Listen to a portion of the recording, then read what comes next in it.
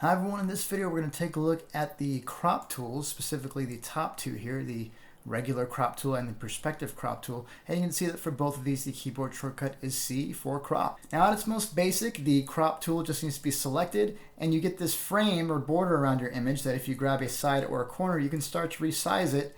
And as you drag this box along the screen, the areas that are dimmed out are going to be cut out of your image and the areas that remain regular are going to be kept.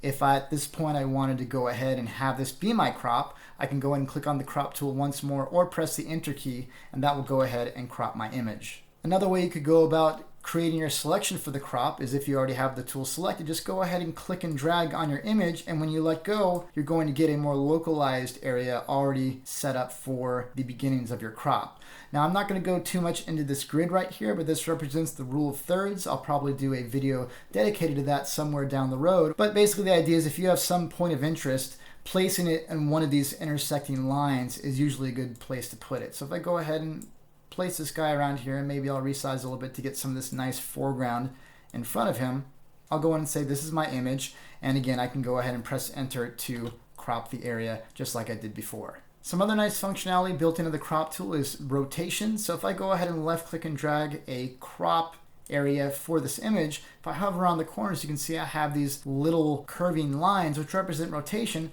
and if I go and left click and drag I can rotate the image that I'm going to crop to try and straighten it. So I'm going to go ahead and straighten out the arm a little bit, and I have this grid of course to help me along, and once I let go it's going to give me an updated preview, and again I can either click on the crop icon or press enter and my crop will be complete. There may be many times where you want to crop your image to a specific ratio in width and height, and for instance most of our monitors these days are 16:9, so if I want to make sure that it's going to fit that ratio correctly I can go and select 16:9, and no matter how I click and drag my ratio is always going to be locked to that. So even if I try and drag just up or just to the left, you can see that ratio of the width and height is staying the same. You can also crop to custom ratios. If I go ahead and use the drop button here and go to ratio, I can type in any set of numbers. This represented the width and this represented the height. So if I go ahead and do, let's say 2:1, this is always going to be twice as long in width as it is in height. Now the second crop tool we're going to take a look at is the perspective crop tool, and this is really great. Like in this instance, if I wanted to take this side of the box with the logo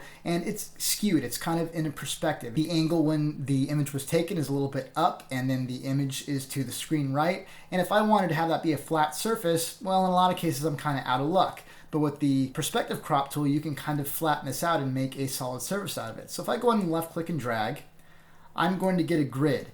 And what I need to do is grab these corners and align them with the corners of the image. I'm basically saying, hey, this is the perspective of this. I want to straighten this out. And once I get these more or less laid out, but once I'm set, I go ahead and press enter, and it's going to do a little bit of calculation, and now you can see this is more or less a straight surface. Now this is a little bit more of an extreme example and the results aren't going to be pristine, but this is a good example of how powerful this tool is. Basically what I want to do is I want to take the perspective out of this image. I want a top-down view of this street and not have the perspective leading off towards the vanishing points. If I go ahead and have my tool selected, the perspective crop tool, and drag a box, I'm going to go ahead and try and line up the grid with the vanishing point or the grid lines, and once I do that and I press enter to crop as usual, it's going to try and undistort this imagery. Now it might take a little bit to compute or it might go pretty fast. It's going to be dependent upon the resolution, but once I press return and it's finished processing, and here now I have, once I zoom out, I'll do Control-0, I have a nice overhead view of this street that's been completely unwarped from the perspective. Now of course if I zoom in, do Control+ and zoom in, and then I'll go ahead and you hold down the spacebar and left click and drag to pan. At the far end where the image had more pixels to work with, this is nice and clean and pristine. As I get up towards the top and I had to undistort more and more and there was less pixels to work with, it's going to be more blurry, but overall you can see that undistorted from the perspective. Well, that just about wraps up the crop and the perspective crop tools in Photoshop. Thank you everyone for watching, and I will see you on the next Johnny How To.